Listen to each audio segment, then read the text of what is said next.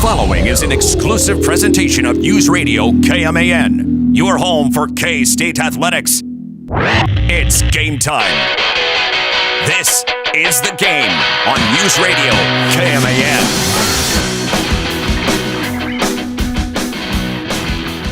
Man, it is a good thing that K-State football beat KU. Because if they would have lost that game and being on a 3-game losing streak, and then with the start with basketball, we would all be in a psych ward right now. It would be hell on earth. It'd be bad. We'd lose our minds. It'd be a dark time in K-State sports history. Welcome to The Game. Mitch Fortner, AJ Shaw, Cole Dutchendorf with you for the next hour and a half. Whoa. Oh, the boos from Bill Snyder Family Stadium that then were sent over a couple of days later to Bramlage have somehow bounced off a foreign object in Bramlage and made its way to 2414 Casement Road. Yes, that is the theme this last week of K-State Athletics. Boos in Bill Snyder Family Stadium.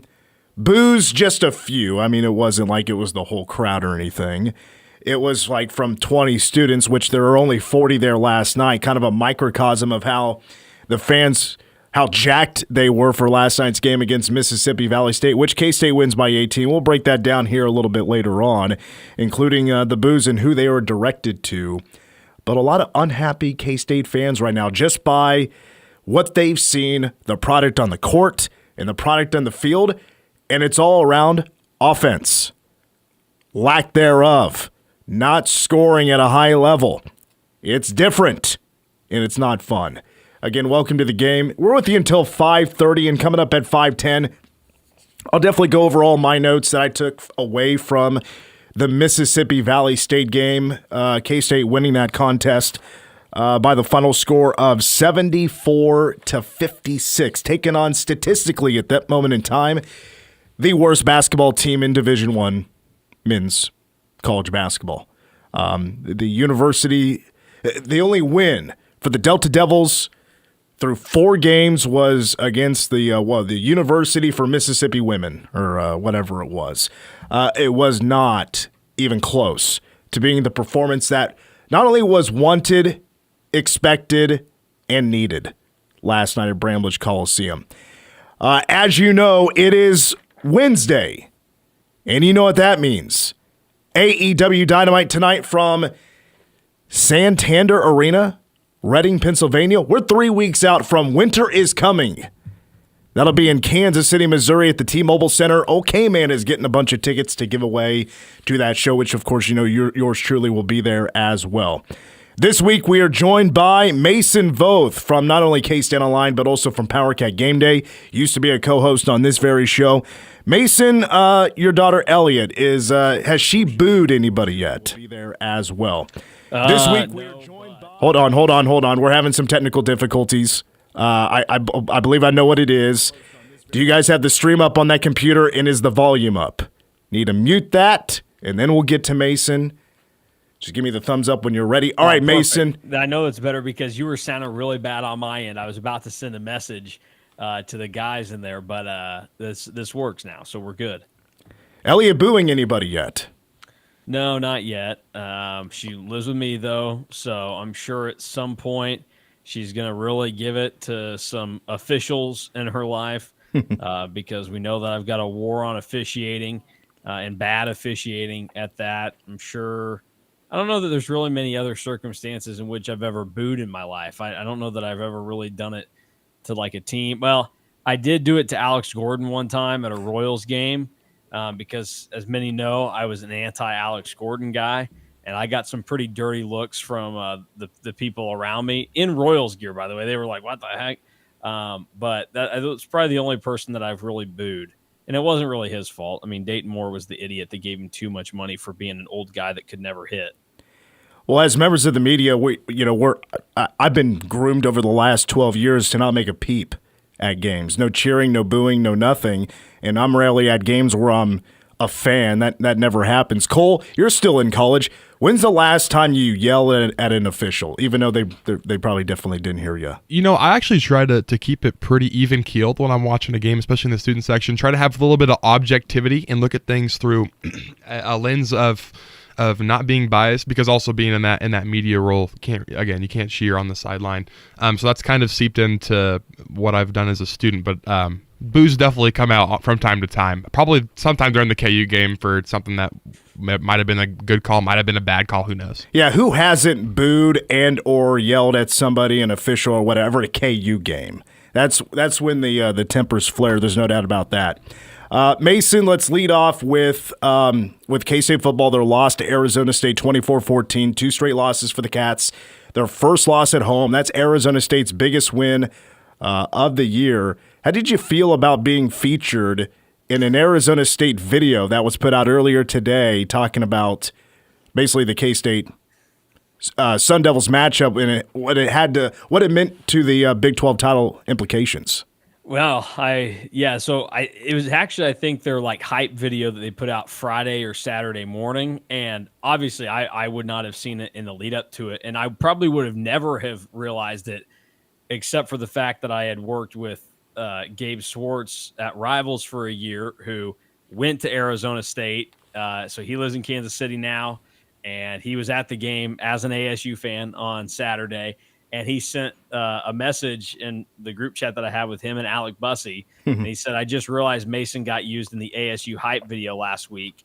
And then he followed up and said, oh, and DY getting dunked on, because, I got the better end of it. I got to be in the Arizona State hype video, just my voice saying that it was pretty much an elimination game for the Big 12 championship. Meanwhile, Derek Young is the very last thing that you see in this video, and it's him saying that Arizona State beats the bad teams and they don't beat anybody else. So I'm glad that I got it my way, and unfortunately DY has to deal with it. But I'm honored. It's fun to be in something like that, and I'm just glad that it wasn't me being wrong or offending any of the Sun Devils out there. Hey, some would say that trend hasn't changed yet, though. Beating the bad teams, losing to the good teams. I don't think K-State is a bad team. I'm just making a joke. But of recent games, though, the offense has been pretty rough. Let's be fair about that, though. And Connor Riley, you're hearing the boos. They're probably directed towards him, a little bit from just the execution from the offense or lack thereof. I'll ask you the hard question right now, and that is, of the blame that you point a finger at for the lack of offense, not scoring in the first half against Arizona State, 6 of the last 8 quarters, very rough running the football. Are you pointing mostly at Connor Riley, or is there some going to just the players and the lack of execution? Well, it's tough. I point some of it at the players, because at the end of the day, players have to make plays, and there's certainly enough evidence to show that there were moments and opportunities where K-State didn't make plays. But you do start to get to this point in the season, you have to question, is Connor Riley having to be the OC also taking away from what he can do to help his offensive line get better? Because with all the other issues that this team has had, clearly the last 2 games, the biggest problem for them has been the fact that they can't run the football right now. And it starts with the offensive line. It also carries into wide receivers and tight ends that have struggled blocking lately too. But you just wonder if things would be different if Connor Riley could devote a majority of his time to just the offensive line, as opposed to, obviously, he's running the entire offense right now. And I think we're starting to see that he has a couple of, kind of go-tos to be a little bit more creative, and he hasn't shown much else to this point in the season, and the ability to adapt and kind of broaden some things. So I think it's going to be fascinating now to see how they kind of respond moving forward. But I would probably put issues-wise, I think this is probably 65 to 70% on Connor Riley being the OC and 30% on the players. Yeah, it is tough. My biggest issues with Connor Riley / game plan / execution, really for me, it's at the beginning of games, the first couple of drives where K-State moves down the field, but it's a tone setter, and they're coming away with 3 points or no points. And, too much this season has the tone been the defense got to win after K-State's offense touched the ball for the first time. Well, I think this goes into what my biggest concern was when it became clear that Connor Riley was going to get to be the offensive coordinator this year.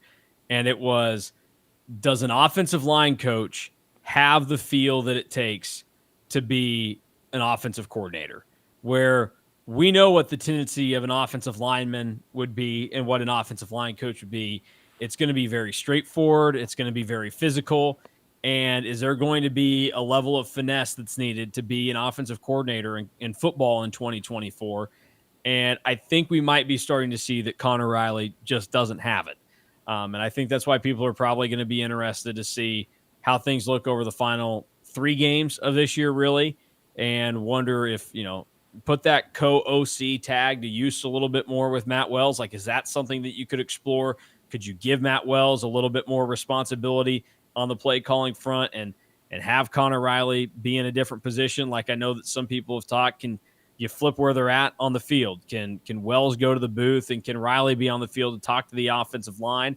I think those are probably all things that should be considered at this point, because this isn't one of those now where you can just say, oh, it's a bad game, like, let's not overreact to it. Well, you've now looked terrible in 2 games over a 3-week period with a bye week in between. And there should have been a sense of urgency in the game against Arizona State that just didn't seem to be there. You have legitimate problems that you need to try to tinker with and get corrected. I don't know about you, but I think on my show, probably need to talk about the secondary more. But the issues with the offense just kind of overshadows that a little bit. But I'm curious to know how you graded the secondary against Arizona State, because Jordan Tyson had a big yards after catch game and he had 2 touchdowns. Both the corners and safeties got Fs. Do you care to elaborate? Because to me, I think the toughest part about watching the secondary on Saturday was just all the guys falling down. Well, I mean, yes, Marquise Siegel fell down at one point. Justice James literally fell on his face at one point, trying to get a big stop on 3rd down early in the second half. There were a lot of issues with them on Saturday, and it's not really just a Saturday thing. Jordan Riley has struggled all season long, and it kind of came to a head where he once again was not good on Saturday, and it instantly became, you're not playing anymore. He only played 11 snaps on Saturday. So Colby McAllister got a majority of the reps there. And so the safety struggled. And it's unfortunate, too, because Marquise Siegel, I still think, has been really good for most of the season, but he picked the worst time to have his worst game, which was against Arizona State. VJ Payne played okay, but it wasn't enough to make up the other problems. And then the corners, I mentioned Justice James already, but they struggled throughout the game. And their outcome is probably a lot more dependent on Joe Klanderman and Van Malone have to be better, because those are the guys that are obviously coaching them. And Chris Kleiman said after the game that there were too many situations where Tyson was on a safety as opposed to a corner. You have to find some way to make sure that does not happen in this game. He is the only player that is not a tight end or running back that is going to get the ball thrown to him that can actually hurt you. You have to be able to find some way. You have to go into that game prepared to do something to make sure that a majority of the time that Jordan Tyson is on the field, Jacob Parrish is his matchup. Like, find a way. I know it's tougher in the college game and all this other stuff. Find a way to make sure that your best corner is on their best receiver, as opposed to getting the dice rolled and finding a bunch of scenarios where Jordan Riley or VJ Payne are in coverage against one of the 5 best receivers in the Big 12. All right, to wrap up on football, I want to get your thoughts on the latest recruit, number 20 for the class of 2025, and that is the JUCO wide receiver in J.D. Davis. Interesting timing, and seems like they had an opportunity to pounce on this guy, and they did. They like him, does the K-State staff. J.D. Davis with 2 years of eligibility left, and with K-State losing Dante Cephas and Jane Jackson, this is, of course, a veteran guy. I could not find any numbers on him, so I was wondering if you had 2 cents on this pickup. So I think with JD Davis, the way to look at this is you have to fill out your class. Like, you have availability there. They had only had one receiver to this point committed. It was a high school player and Adonis Moyes, who we'll see how that ends up looking moving forward. But I think that this was one of those where they looked around and they saw, okay, here's a guy that has some skills that we don't really possess right now. I think when JD Davis gets to Manhattan, and he should be here for the spring semester, he will instantly become the fastest receiver on this team. K-State doesn't have a ton of big-time speed right now with their receivers, so that's notable. Right now, he's through 9 games in his JUCO season at Trinity Valley. He's got 30 catches for 536 yards and 6 touchdowns. He's the leader in yards per catch for Trinity Valley. So he is kind of their bigger play guy, but that's probably a little bit more because he uses his speed to his advantage at that level. That won't necessarily be the case as much at K-State, but it's not a terrible ad. Like, I don't want people to think that this is game changing and like he's one of the best players on paper in the class right now. No, that's not the case. But every class has guys like this, and it's about when you're getting down to this and trying to fill out a class, finding traits that you like and that you need in certain players. And obviously for JD Davis, they like the speed, and they saw a need because they needed more receivers, and now they'll see how it works out once he gets to K-State. And he's got the ability to redshirt next year, and then he can have 2 years after that. So they can develop this, see if it works out. And at the end of the day, this is one of those that if it doesn't work, doesn't matter. No skin off of anybody's back, and you just move on and don't worry about it. But they're at least making an effort. They didn't offer him until within the last week, and then he made the official visit and committed. So there's really no way of knowing if the recruitment was going to pick up in a bigger way and if he would get any more Power 4 offers, because K-State was his only one. But like Drew Galloway and I talked about yesterday, if you go and look at the offers he did have, some of the teams that are in there should be notable from the G5 level, because one of them is Troy. We know that when Troy came to Manhattan last year, they had some receivers that were pretty good. Arkansas State, when they came to Manhattan in 2020, had some receivers that made K-State pay. And then Western Kentucky is pretty much annually one of the best G5 offenses out there. He had an offer from them as well. So there are some notables in there, and there are some things to like here. It's just not one to like go in and act like this is a major win for anything. It's just a nice pickup and not a bad addition to have. Speaking with Mason Voth from K-State Online, after the break, we switch directions to basketball. If Coleman Hawkins' alleged money in NIL to come to K-State got out, would he still get booed? We'll discuss that coming up next. The Game. Tweet the Game, KMAN, or call 537-1350 and get in touch with the show. This is The Game on News Radio KMAN.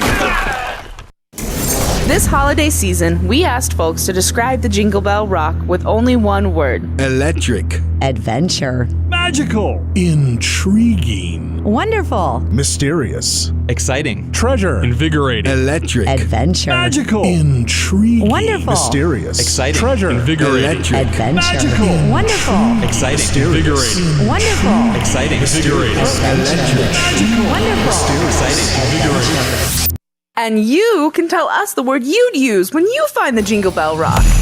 It's almost time for the biggest, brightest, merriest event of the year. The hunt for the G. Thomas Jewelers, Godfrey's Ranges, and Tactical Supply Hy-Vee Jingle Bell Rock is about to begin. Celebrate the season with the longest-running Shop Local campaign for a shot at bragging rights, glory, and thousands of dollars in cash and prizes. Clues start Monday, December 2nd. This could be the year you find the G. Thomas Jewelers, Godfrey's Ranges, and Tactical Supply Hy-Vee Jingle Bell Rock. This is Tori Berard, and I'm the bank manager at ESB Financial. We're a local community bank, and our vision is to help our clients achieve their dreams. So what's your dream? Is it to own a home in the Manhattan community? Do you want to open your own business? Or are you working on building your savings account for a dream vacation? Whatever it may be, we want to help. Come see us at ESB Financial and find out how our unbeatable products and customer service can help you achieve your dream. Member FDIC. Eagle Housing Lender.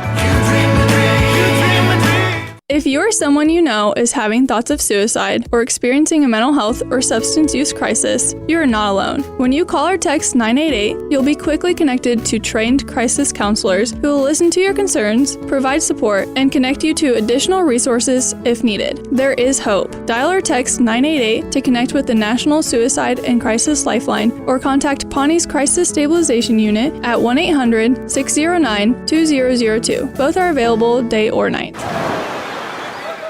Hear that? That's the sound of your life. Perfectly imperfect. Beating in rhythm to the world you've created. But every time you drive after drinking, the music gets drowned out. Your life sounds pretty great. Don't let a buzz ruin it. Buzz driving is drunk driving. Don't drive buzzed. A message from NHTSA and the Ad Council. From opening night to Super Bowl 59 in New Orleans, don't miss a second of the NFL this season. Hi, this is Kurt Warner of Westwood One. Join our crew each week for the best in primetime NFL action. Monday night, Sunday night, and Thursday night football, plus marquee games on Thanksgiving, Black Friday, Christmas, and more. Westwood One is the exclusive radio home for every primetime and postseason game. It's right here. 1350 AM, 93.3 and 93.7 FM. This is News Radio KMAN.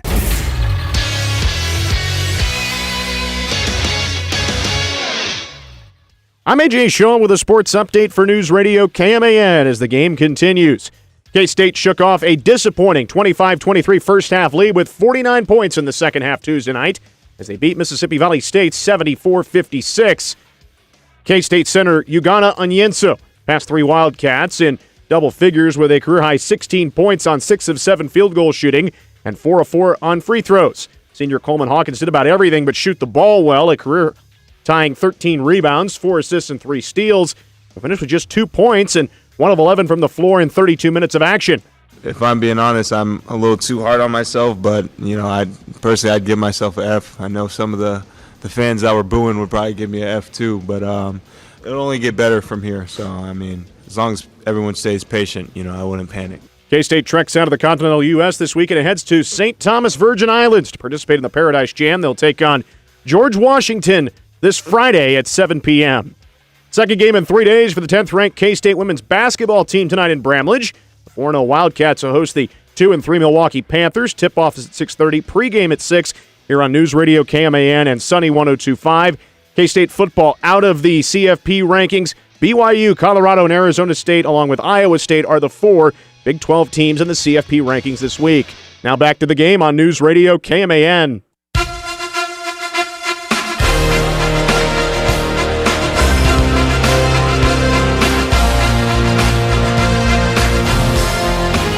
Well, the Cats in basketball didn't look too impressive last night. It's true. It's true. If anybody gets the reference there, Kurt Angle, his music. As we're back on the game, Mitch Fortner, Cole Dutchendorf, AJ Shaw, Cole, and I will be on the call Friday night at Derby. Manhattan, Derby, 11-0s, squaring off at 7 o'clock from Derby Middle School. And pregame coverage at 6:30 here on News Radio KMAN.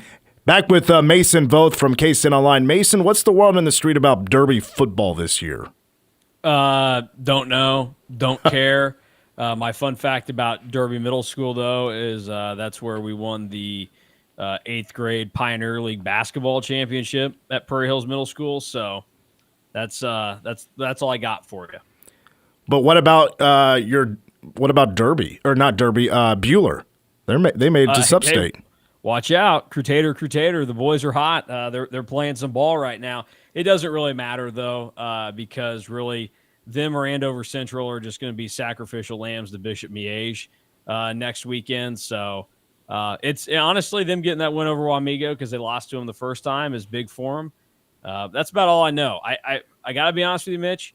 I do not give a rip about high school sports because I don't play them anymore. Obviously, both of my brothers are out of high school now, and I'm no longer getting paid to go call games on Friday nights. So I don't really have any reason to have skin in the high school game. Well, but I'm interested in seeing how some of the results play out. Recruiting. K-State recruits the state of Kansas. Yeah, but I don't know. I know the guys, and like I know what they do. I don't care what their team does. All right. Whatever. It's what it is. I like acting like the Bueller stuff matters to me. It really doesn't. But I know that some people do care about it, so it'll get them riled up one way or the other. So it's good for engagement. I mean, I'm happy for Clay Center that they're doing decent these days. Mark Henry was one of my coaches when I was a freshman, so rooting for him, of course. Well, all right. You should. Fun fact for you, though. Go ahead. I mentioned, Bueller, Miege. Just for the people out there, the last public school to win a 4A state title in the state of Kansas, that would be my Bueller Crusaders, 2013. Yep. So there you go. Yeah, because Bishop Miege, I think they entered the playoffs 1-7. Yeah. And they played all 6 and 5As, and now that they're playing the actual 4A playoffs. Yeah, they're just blowing out everybody. Just kind of tells you the difference in competition. Okay. High school football aside, which, by the way, you should definitely tune in, newsradiokman.com/listen. Listen to the Indians. Roll Tribe. Yeah, absolutely. 6:30 pregame against Derby on Friday night. Are you panicking with K-State basketball so far? Yeah. They don't look good. And obviously, with Doug McDaniel not playing at all last night after he was one of the two best players against LSU, that means that there are real problems going on right now. So there's no reason to feel good about this team at this point. They could still get things turned around. Like, I would not write that off. But they've got serious problems that have to get sorted out. And I'm a lot less certain that they'll get sorted out than I am on the football side. And I'm not even saying that football gets their problems sorted out for this season. But I don't have long-term concerns about K-State football. I think just some weird stuff happen here. You get a bad combination at the end of the year, and things can kind of fall apart. I'm not worried about the football side. Like, their problems, I can see the path to correcting them, and I know that Chris Kleiman can and will correct them. Basketball is a little bit of a different story, especially when you start to realize that it's becoming a little bit of a trend that there seem to be some personality problems on teams led by Jerome Tang. Obviously, Naquan Tomlin got booted off the team last year for nothing he did on the court. It's not like you can say, well, you suck, we're kicking you off the team. No, that was all stuff that happened off the court. Now, people can debate whether it's right or wrong. No matter what that outcome is, Naquan Tomlin put himself in positions outside of basketball to not be on the team last year and make that be a decision. If you remember back, Arthur Kaluma early last season missed a game because he wasn't fully buying in and getting it. And now you obviously seem to have that same thing going on with Doug McDaniel. And then Coleman Hawkins has had his issues to start the year, not just with the fact that he's struggling on the court, but him and Cam Carter get into it after the game. They have a lot of things to get figured out right now because you need Coleman Hawkins and Doug McDaniel to be able to step up, because the other guys that could kind of do that right now, they are stepping into a whole new level of play or massively new roles than what they're accustomed to. The two Joneses are stepping up from the Missouri Valley in the Big West. So that's a massive change for them getting ready to play Big 12 basketball. Brendan Hazen is going from being a guy that at Villanova was, he's going to come off the bench. He's going to play a handful of minutes over the course of every game, take a couple of threes. That's about it for us.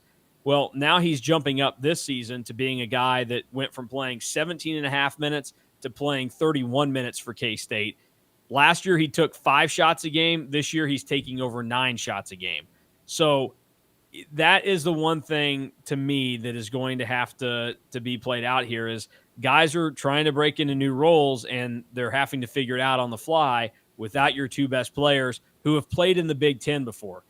Guys that have played in the second best basketball conference in the country, debatably. I mean, it could be the Big East, it could be the SEC, whatever. But the Big Ten's very good, and they're not living up to what they need to be right now. Well, that's good. You kind of lead to my next question there about Hawkins. Did he deserve to get booed? 13 rebounds, 3 assists, 2 steals, but he just scores 2 points, and that came with under 4 minutes to go. He was 1 of 11 from the floor. Did he deserve to get booed? And then, do you think he would have been booed if the $2 million thing for NIL didn't get out there? I don't know if he would have been booed if the NIL number hadn't come out there, but somebody would have gotten booed last night because they're playing bad enough to get it. I think it is probably deserved. Look, we talked about booing earlier. I'm not a huge booer, and when I do it, it's pretty tongue-in-cheek, like I said. Like, I booed Alex Gordon.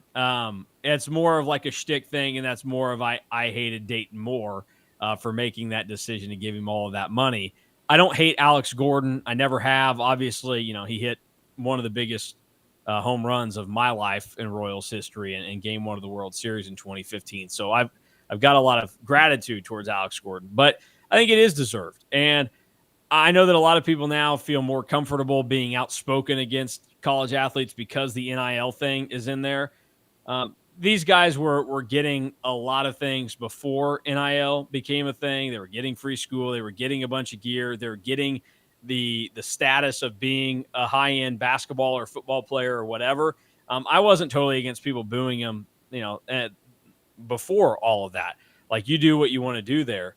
But it is deserved, and it's not just because he's played poorly, because I think it would be one thing if, hey, shots just aren't falling, whatever, but the turnover numbers are high, and personality-wise, he doesn't seem to be gelling yet with this team and this program, because you need to be able to kind of lift yourself up to a certain standard, and I don't think he's playing at it right now. So I think it was probably warranted for the people that let him have it last night. And I mean, he said after the game, he admitted to knowing he's playing like crap. All right, last thing about basketball. A recruit just committed not too long ago, 4-star out of the transfer portal in Tyreek Smith, who's made already a couple of stops in the Big 12, Oklahoma State and Texas Tech. This will be his 5th school, and he was at only Memphis for like 4 months. Probably checks a lot of boxes because of his experience for Jerome Tang, but he's also a Louisiana. He's from Baton Rouge. That's a pretty big deal to him and that staff. But I also find it very interesting because of his size and his position. You see like a guy like Buddy Rich, who's, he's on the way up. Like, he's looking decent so far. He's getting more minutes. So you wonder, recruiting-wise, what exactly all this means. But what's your thoughts on Tyreek Smith going to be becoming a Cat and redshirting this year? I don't know. This is one of those where kind of came out of nowhere, and you try to think what kind of impact could it actually have. He does kind of have similar traits to Buddy Rich, where about the same size. They're both going to be, playing around the basket and trying to make some big plays, and they've got some athleticism to them. The one thing that Tyreek Smith has that's a little bit, a lot of bit better right now than Buddy Rich is hit the defensive side of his game is just a lot better. He would also bring instant experience next season when he gets in there. I mean, he's played at least 29 games a season going back to his freshman year at Texas Tech. So he's got experience. He's played a lot. There's upside to what he can do when he gets the ball on offense down low. And then defensively, he was almost 2 blocks a game last year at SMU. So I get what they're doing, and especially now with the way that college basketball is set up with the changes the NCAA made. Going into this season, it was thought that K-State was only going to have 3 open scholarships next year. That's if you retained everybody that was there. Well, with the new rule that was put in place that you're going to have roster limits. It's not scholarship limits anymore. You can put everybody on scholarship, but you can only have so many on a roster. That's why the last couple of days you've seen Matt Rule and Dabo Sweeney talking about it. It's because the roster limit in college football is dropping drastically. Now, the scholarship limit is going up because there isn't one anymore. You can put as many guys on scholarship, but you're going to have scholarship players and walk-on players in football that teams after this season are going to have to say, we don't have a spot for you next year. You have to leave the program. For basketball, it helps them because they now get 2 more scholarships next season. You can now have 15 guys on scholarship. So adding a player like this and jumping the gun ahead of a bunch of other teams to get him on your roster and not have to maybe fight off and play as heavy of an NIL battle in the offseason, I guess is a nice move. So I don't know that it's anything earth-shattering, but you can certainly see a path to why this would be a good thing for K-State. I will say, though, we just talked about personality problems on these teams. It's a little bit of a red flag that Tyreek Smith is going to be playing at the 5th school in his college basketball career when he gets to K-State. Already being at Texas Tech, 2 years at Oklahoma State, 1 year at SMU, and a cup of coffee at Memphis before he was even able to play in a game. He decided to quit on them.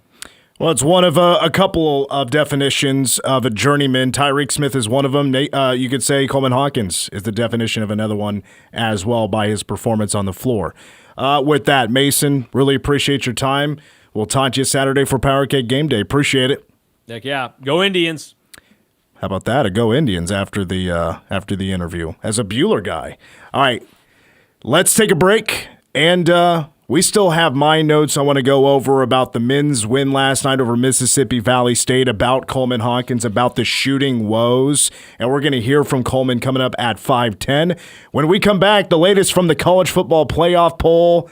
A big drop for BYU. What does that mean for the Big 12? And is there a new favorite to make the Big 12 championship game? That's coming up next. Your home for K-State sports. Oh, didn't see you there. Hi, I'm Devin Enkel. I'm holding for Kansas State University. I'm officially starting my campaign for the Mortello Award. Let's go, Cuzzo. This is The Game on News Radio KMAN. I never dreamed I'd reach age 100. I really didn't. C. Clyde Jones is a legend around Manhattan. The first dean of K-State's College of Business is now 101 years old. Clyde's recipe for longevity includes his customized daily home care provided by passionate, trained professionals from Interim Healthcare. What I treasure the most about Interim is the personal relationships I've developed with the personnel who come to take care of me. Just a wonderful group of people. At Interim Healthcare, our mission is to improve people's lives. Well, in my case, I call it help me sustain the quality of life, because I've led a good life. No room for improvement, but the quality of Interim's help is just so good. Home health, and it's worth every penny. I just love the women who come. We care, we're there. Interim Healthcare. Topeka, Manhattan, Lawrence. At McCown Gordon Construction, we improve lives by building authentic relationships. No matter the project size, our clients enjoy unmatched talent and resources in the Manhattan area market. Early collaboration with our pre-construction team ensures cost certainty, preventing surprises. Whether it's space for public safety or community gathering, we build to serve the community.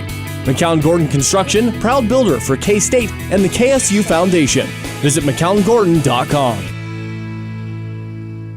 Picture it, Junction City, Kansas, 1884. A businessman organizes the Central Kansas Bank. It has a fireproof vault, a burglar-proof safe, and a time lock to secure deposits. 140 years later, and Central National Bank is still one of the strongest banks in Kansas. It's money for your life and the generations who'll come after you. Central National Bank, money for life.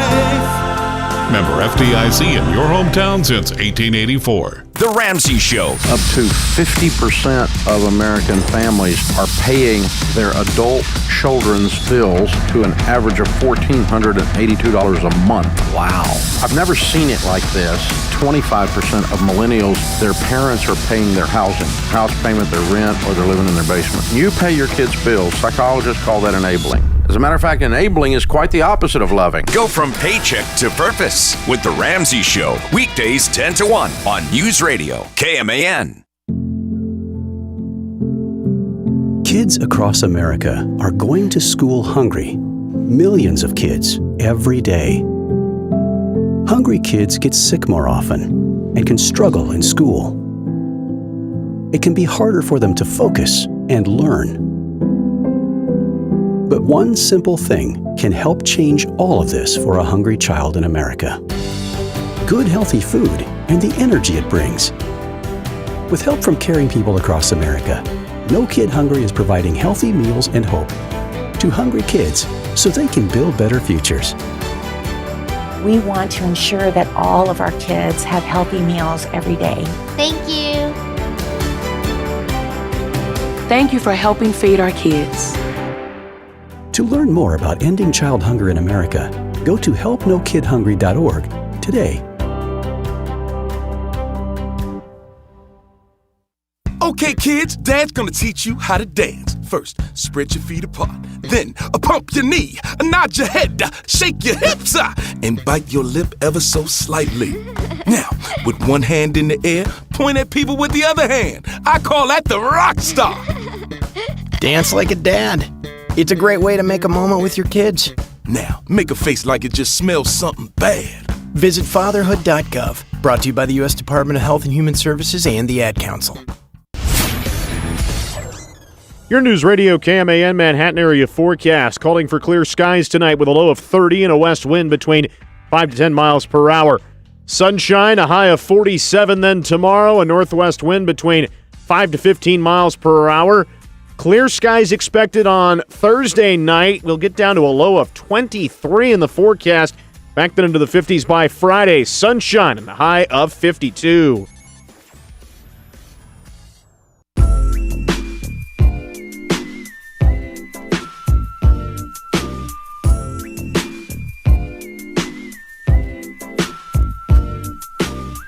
Reminds me of that movie Hardball.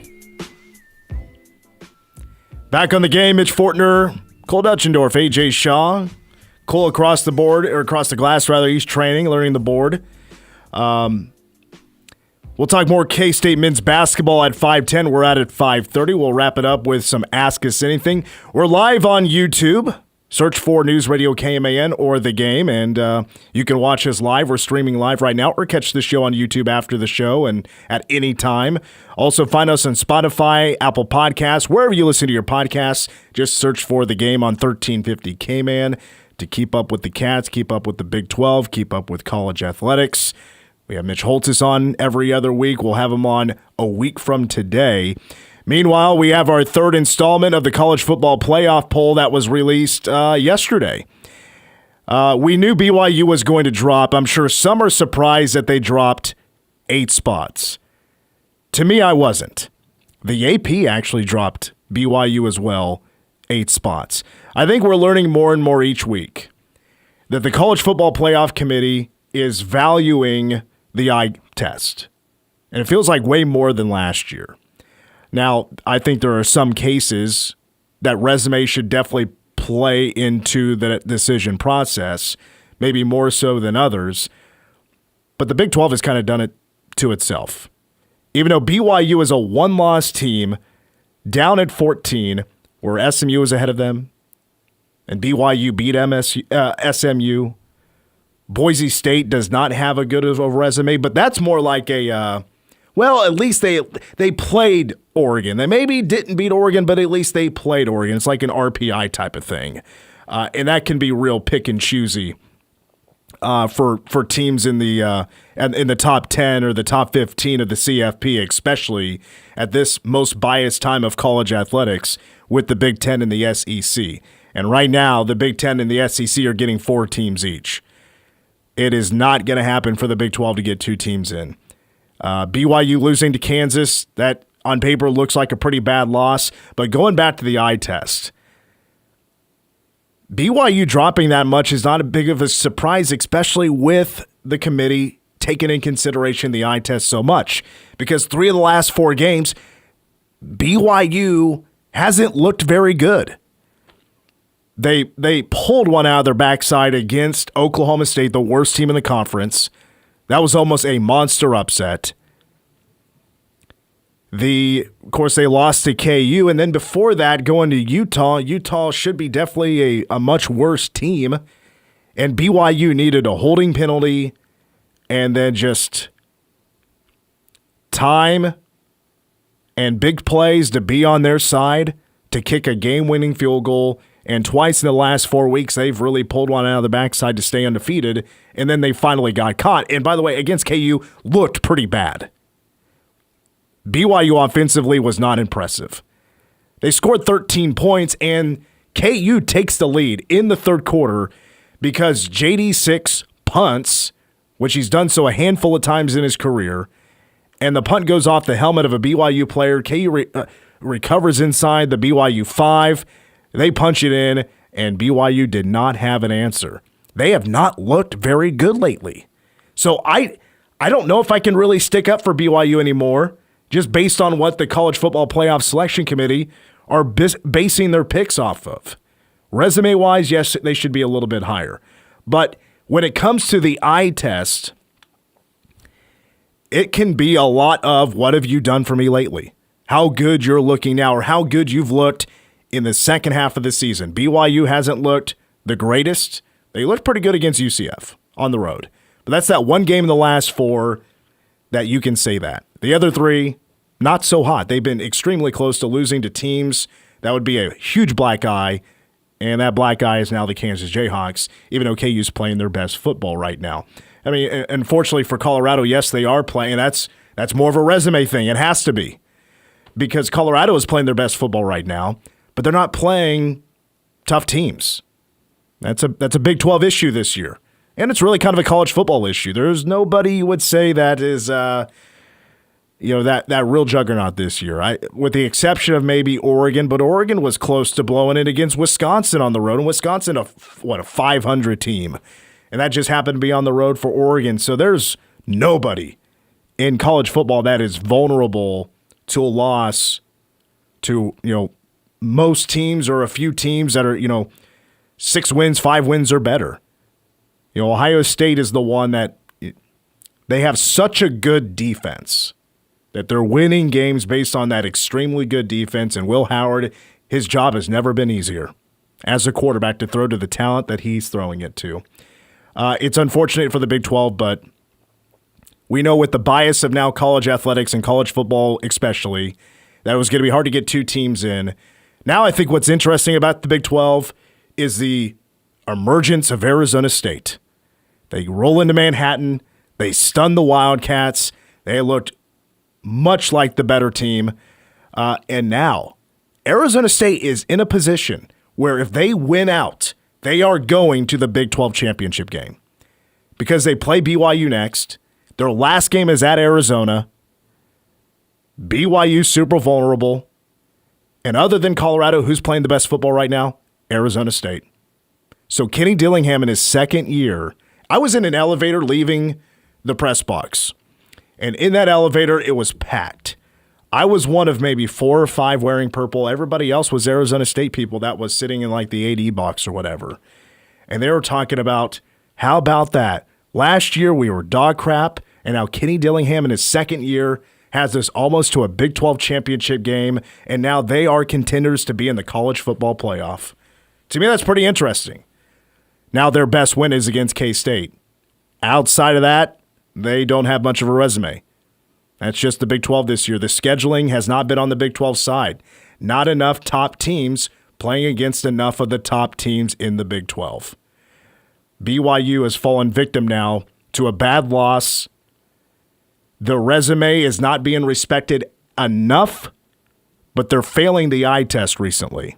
So that's the issue for BYU. Now, my last point is, and I'm sorry, I don't know if you want to say anything, but I'll let you get your 2 cents in here in just a second. My last thing about BYU, let's say they win out, and Boise State wins out. Who are you going to say has the better resume? Because right now, Boise State has that last automatic bid for the 4 highest ranked conference champions. Because BYU is now behind. Everybody from the Big 12 is behind Boise State. It doesn't matter who wins the Big 12. They're all behind, and they're not going to have I shouldn't say they're not going to have. I would say BYU should probably have the better resume than Boise State in that last ranking. But would the committee put them ahead? I don't know. They'd have to win out and win the Big 12 championship game. Would that be enough of an eye test to put BYU ahead?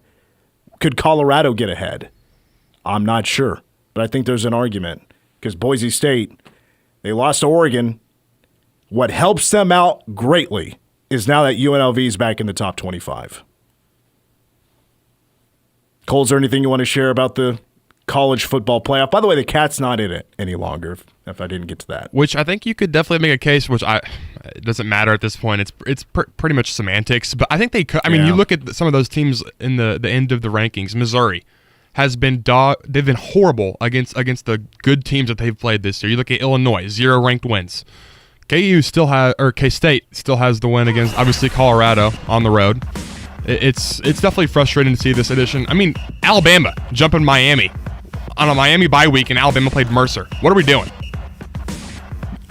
The ACC, again, because of scheduling and because of Miami's just full throttle offense, is lucky to have two teams in the top 13.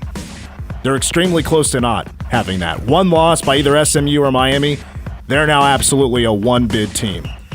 All right, let's wrap it up. Hour number 1 is done. We have a short hour 2. We're out at 5:30. Coleman Hawkins got booed last night. We're going to hear from Coleman next on the game.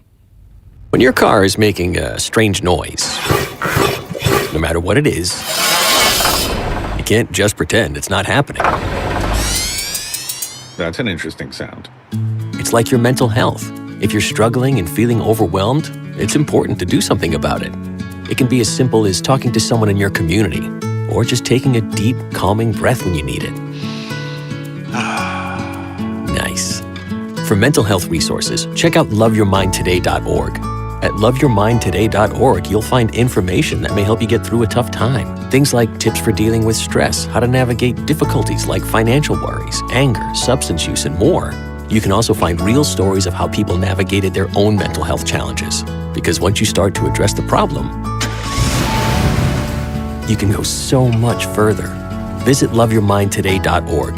That's loveyourmindtoday.org. Brought to you by the Huntsman Mental Health Institute and the Ad Council. This is Dalton Melican with the Manhattan Fire Department for some home fire escape tips. When making a home escape plan, draw a map of each level of the house. Show all doors and windows, go to each room, and point 2 ways out. Practice the plan with everyone in your household, including visitors.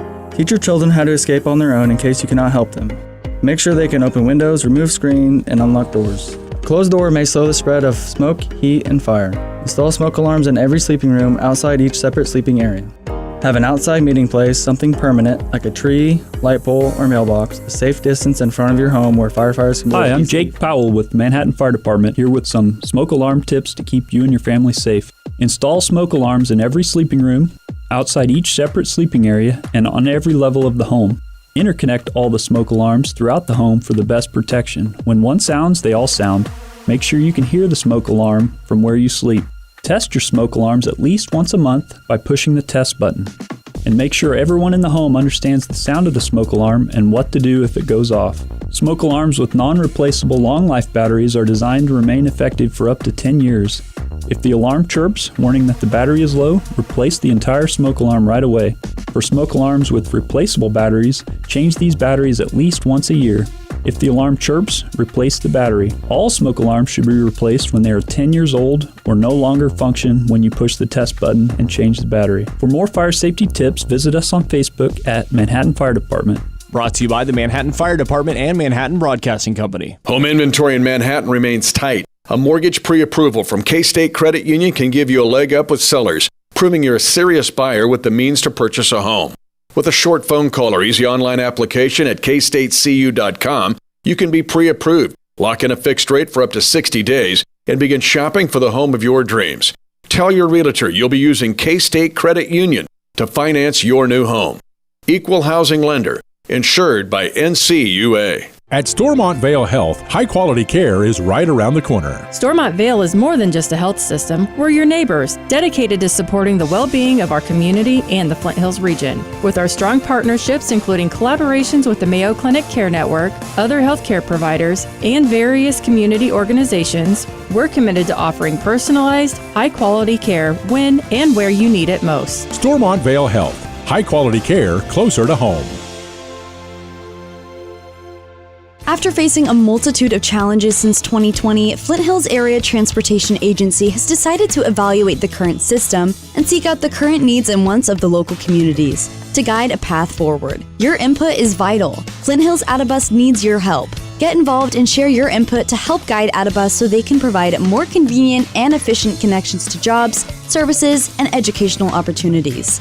Take the survey by going to fhata.org/study. Manhattan Broadcasting is an equal opportunity employer. In order to widely publicize our job opportunities and outreach programs and organizations that regularly distribute employment information to the job seekers or refers candidates to employers, please contact us about our employment contact list to receive the most current information about station vacancies. For more information or to be added to the list, please call Manhattan Broadcasting at 785-776-1350. Visit us at 2414 Casement Road in Manhattan, Kansas, or email frontdesk@1350kman.com. KS State Bank offers convenient services to help make life a little easier. Visit ksstate.bank to learn more. KS State Bank, member FDIC, equal housing lender. KMAN, Manhattan.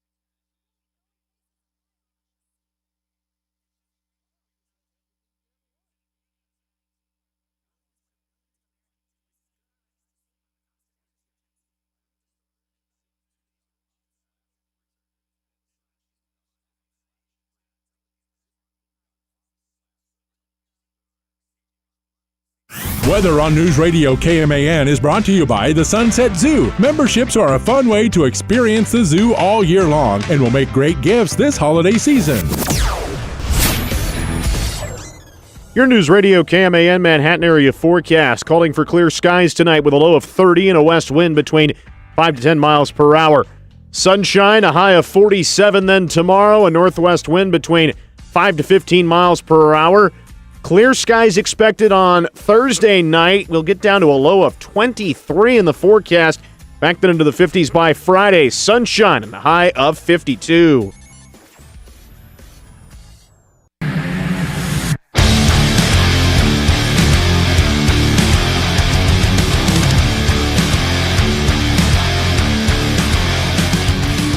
Oh, we're probably going to get flagged by YouTube a couple of times in this segment as we play Fozzy. We have to turn it off. We're already getting flagged. Might as well play it.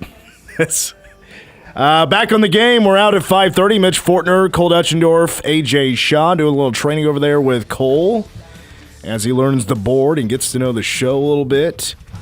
Out at 5:30, and K-State basketball last night, a winner over Mississippi Valley State. That final score, 74-56. That final. K-State women are coming up at 6 o'clock, top of the hour. Pregame coverage against the Panthers of Milwaukee. They are 2-3 on the season. The Cats undefeated, number 10 in the nation. Looking to shoot a little bit better tonight than their performance against Little Rock. But we saw when they struggle to hit jumpers, they could still dominate in other areas and still win the game against actually a decent Little Rock team and win it by 30 points. Before we get to the K-State men, we need to bring some breaking news here, as this is the second song we're going to get flagged for. But we now have our halftime performer for the Big 12 championship game.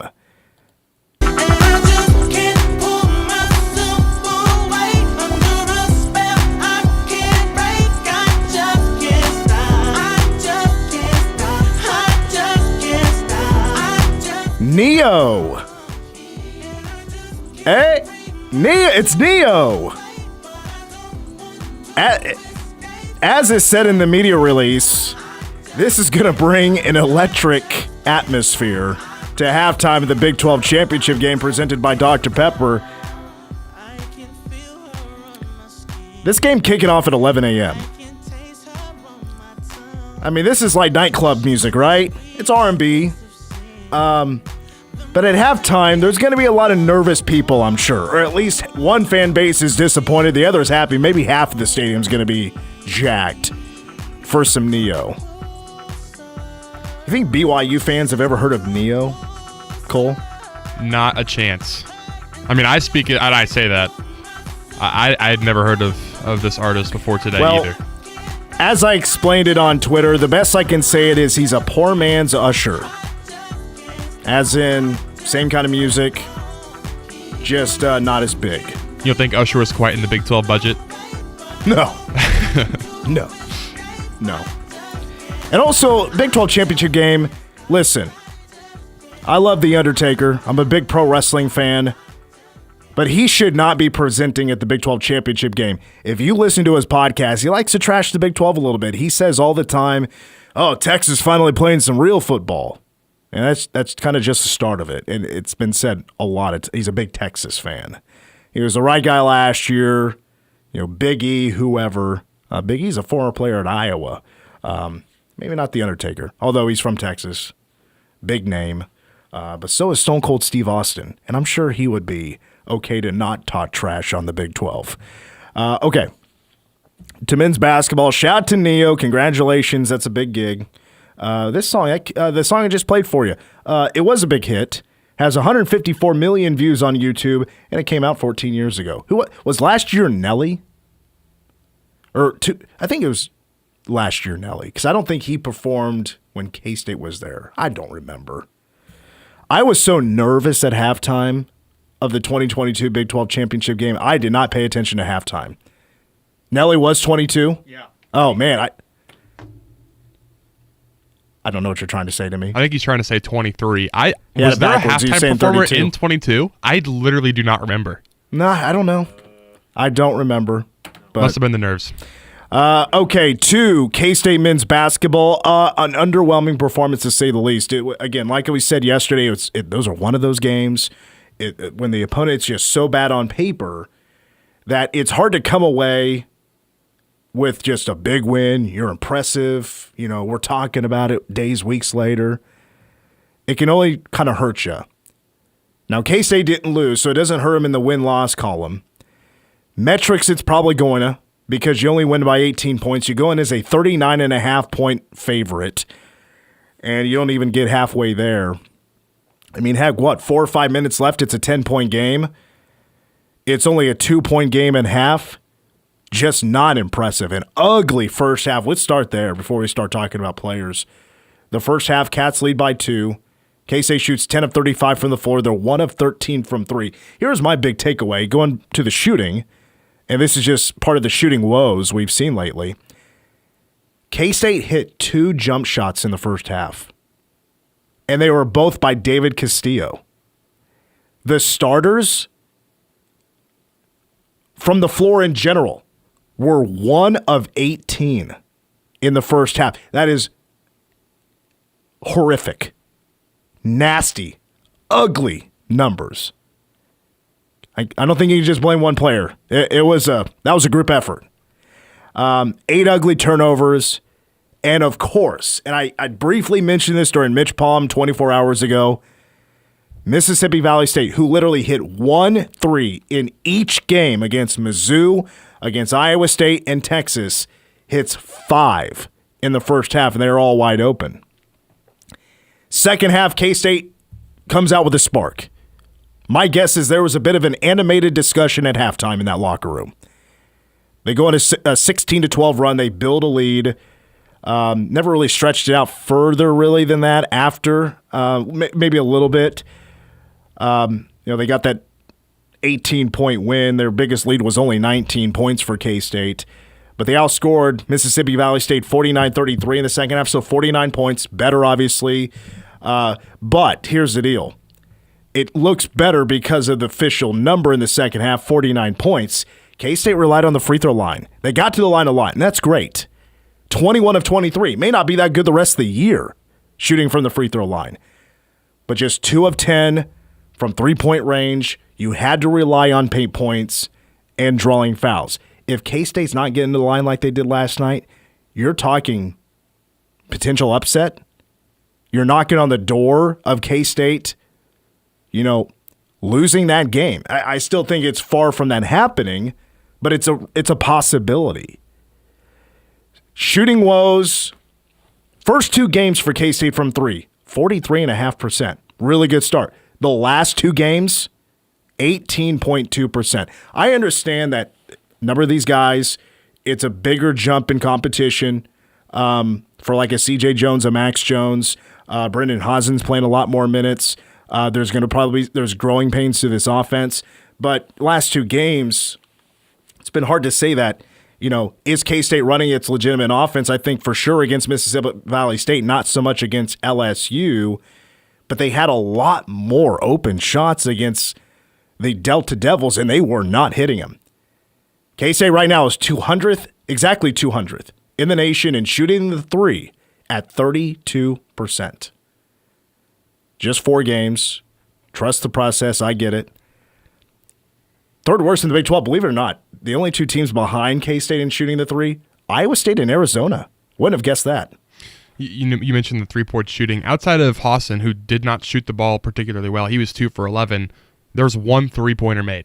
It was 1 for 12 outside of Hawson, and that was David Castillo. Yes, 3-pointer in the first half. Mm-hmm. That was it. You're right. Hazen is 10 for 18 to start the season. The last 2 games, he's 4 of 17 for 23.5%. Maybe the workload catching up to him a little bit. Just his shots are just a tad bit off. C.J. Jones, 2 of 12, 0 of 5 from the floor the last 2 games. K-State it's easy to say. K-State just has to shoot better. They need the shots to fall. On paper, the 6 or 7 shooters that come out of the transfer portal, all shooting above 36% last season, it's really up and down, but it's happening as a team.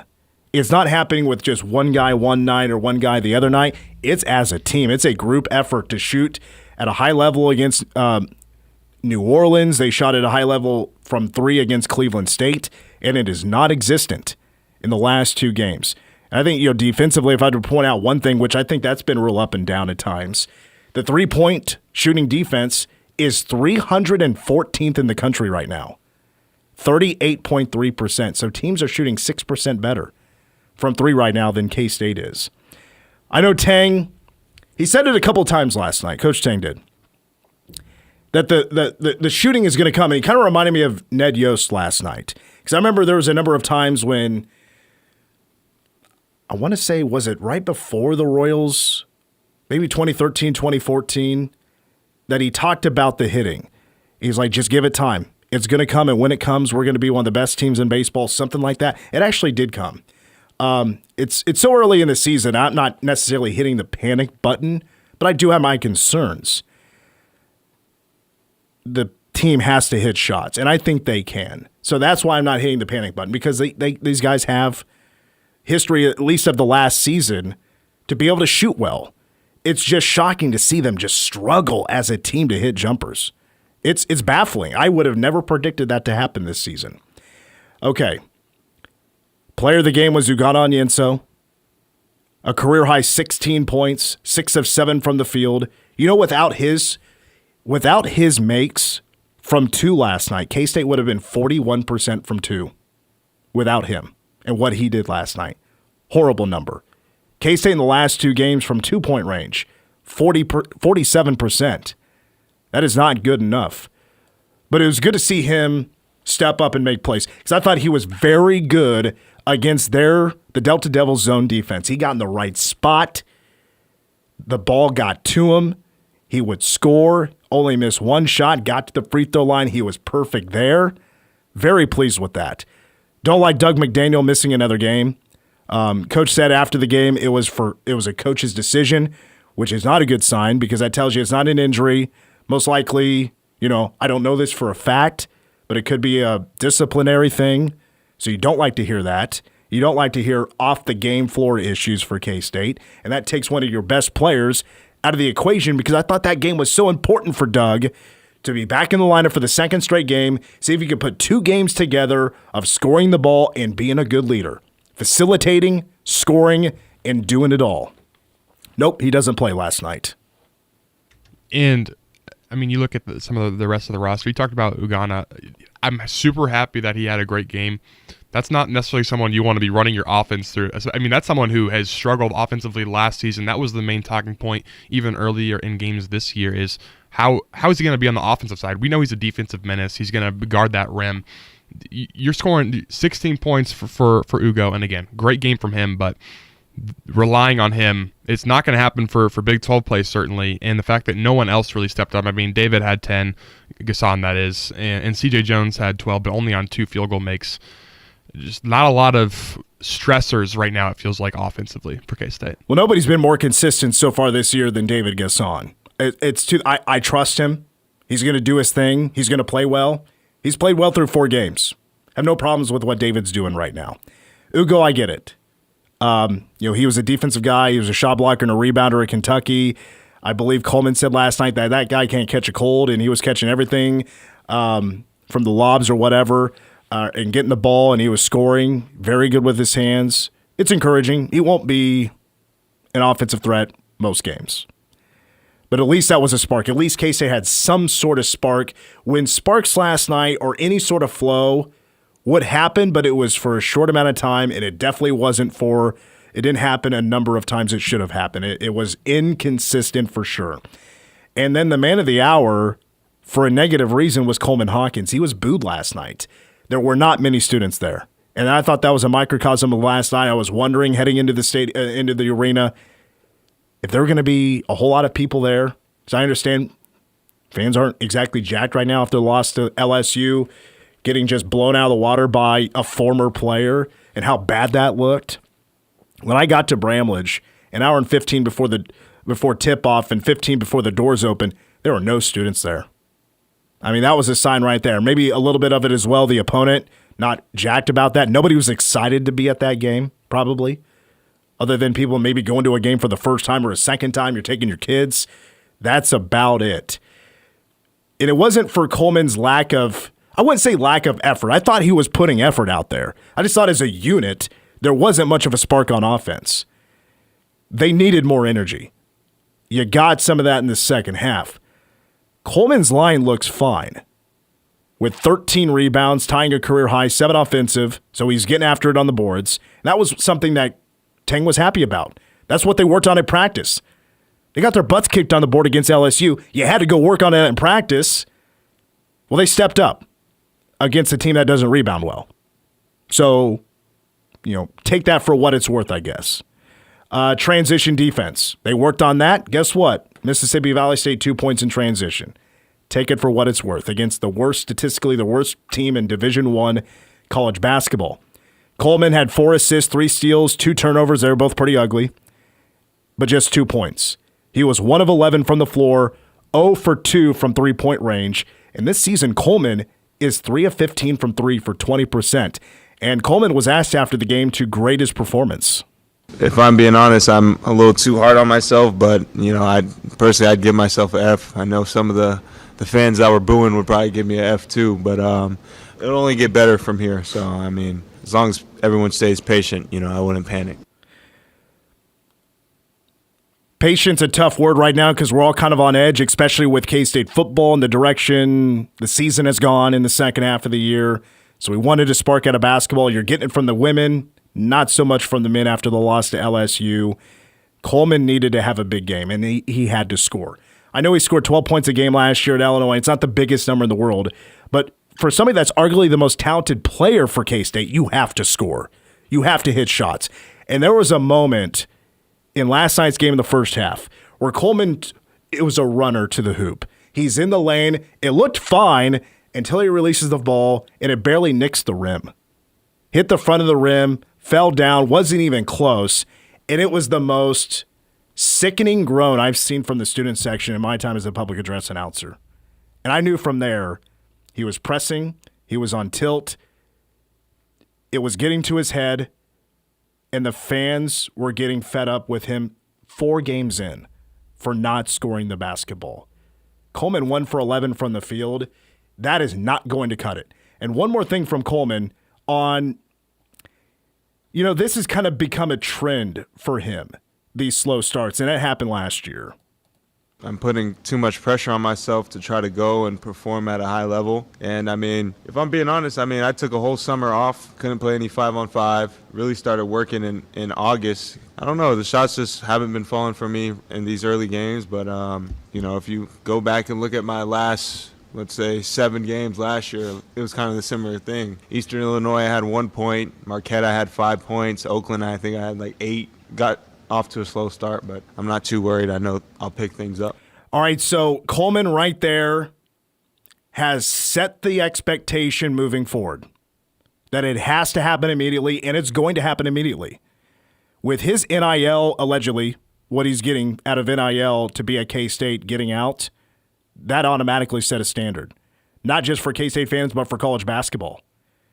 And as long as he continues to struggle scoring the ball, doesn't matter what he does the rest of with rebounding, steals, assists, doesn't matter.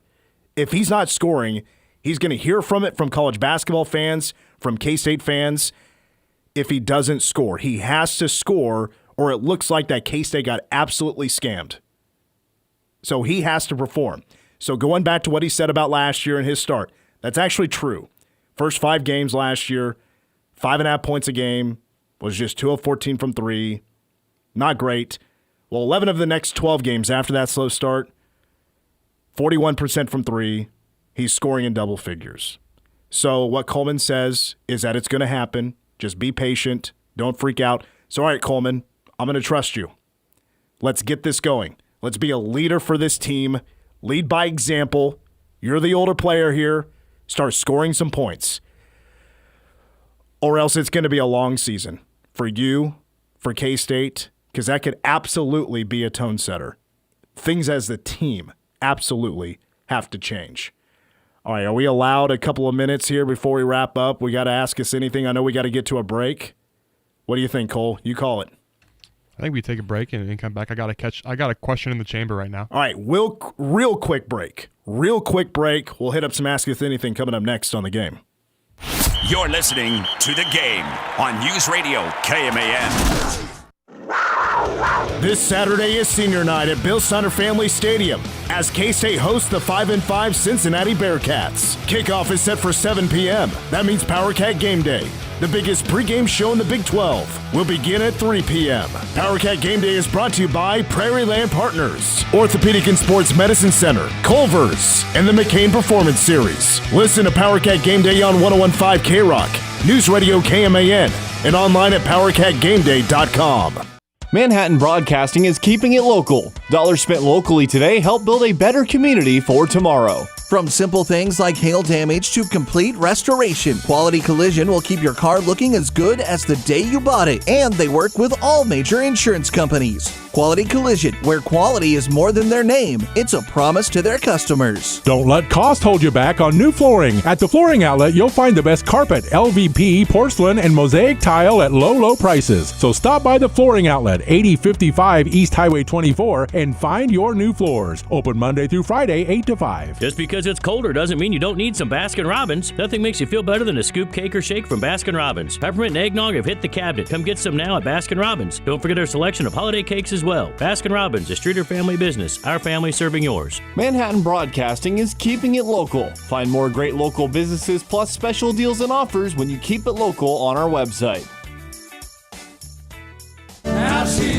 Larry, Steve, and Rudy, the Gatlin brothers, have dazzled audiences for more than 69 years, accruing a lifetime of noteworthy achievements in their storybook career, including a Grammy for Best Country Song. The Gatlin brothers have entertained audiences on stages all over the world, from the Grand Ole Opry to Carnegie Hall. Don't miss the Gatlin brothers Country and Christmas Show at Kansas State University's McCain Auditorium, Friday, December 6th. Buy tickets online, by phone, or at the box office. Sponsored by Strecker Nelson West Gallery and Custom Frames.